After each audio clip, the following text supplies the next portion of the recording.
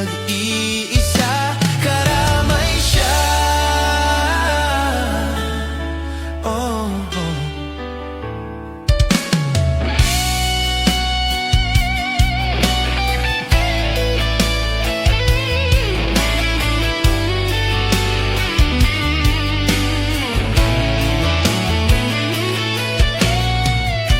Maririnig ang dalangin, ang pagsuko'y wag mong gawin. Ang Diyos ay di natutulog, hindi kanya bibigyan.